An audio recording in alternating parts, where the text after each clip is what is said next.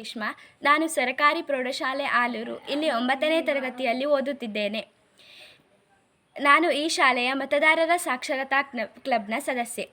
ಮೇ 7ರಂದು ನಡೆಯುವ ಶಿವಮೊಗ್ಗ ಲೋಕಸಭಾ ಕ್ಷೇತ್ರದ ಚುನಾವಣೆಯಲ್ಲಿ ಎಲ್ಲರೂ ಮತದಾನ ಮಾಡುವಂತೆ ನೋಡಿಕೊಳ್ಳುವ ಉದ್ದೇಶಕ್ಕಾಗಿ ನಾನು ಇಂದು ನೂಜು ಹರ್ಕೂರು ಇಲ್ಲಿನ ನಾಗೇಂದ್ರ ಅಡಿಗಂ ಅವರ ಮನೆಗೆ ಬಂದಿದ್ದೇನೆ.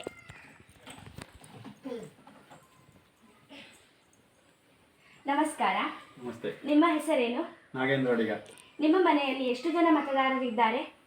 ಮೂವರು ಜನ ಮತದಾರರಿದ್ದಾರೆ. ನಿಮ್ಮ ಮನೆಯಲ್ಲಿ 18 ವರ್ಷಕ್ಕಿಂತ ಮೇಲ್ಪಟ್ಟವರೆಲ್ಲರೂ ಮತದಾರರ ಪಟ್ಟಿಗೆ ತಮ್ಮ ಹೆಸರನ್ನು ನೋಂದಾಯಿಸಿಕೊಂಡಿದ್ದಾರೆಯೇ? ಹೌದು. ಮೇ 7ರಂದು ನಡೆಯುವ ಶಿವಮೊಗ್ಗ ಲೋಕಸಭಾ ಕ್ಷೇತ್ರದ ಚುನಾವಣೆಯಲ್ಲಿ ನೀವೆಲ್ಲರೂ ಮತದಾನ ಮಾಡುವಿರೇ? ಹೌದು. ಪ್ರತಿಜ್ಞಾ ವಿಧಿ ಬೋಧನೆ.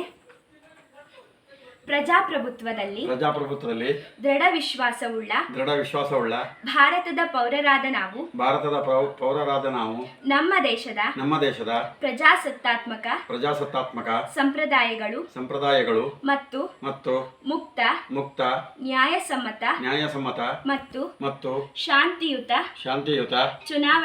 ಚುನಾವಣೆಗಳ ಘನತೆಯನ್ನು ಎತ್ತಿ ಹಿಡಿಯುತ್ತೇವೆಂದು ಮತ್ತು ಮೇ 7ರಂದು ನಡೆಯುವ ಶಿವಮೊಗ್ಗ ಲೋಕಸಭಾ ಚುನಾವಣೆಯಲ್ಲಿ ನಾನು ಮತ್ತು ನಮ್ಮ ಮನೆಯವರೆಲ್ಲರೂ ನಿರ್ಭೀತರಾಗಿ ಮತ್ತು ಧರ್ಮ ಜನಾಂಗ ಜಾತಿ ಮತ ಭಾಷೆ ಅಥವಾ ಯಾವುದೇ ಪ್ರೇರೇಪಣೆ ಇಲ್ಲದೆ ದಾಕ್ಷಿಣ್ಯಗಳಿಂದ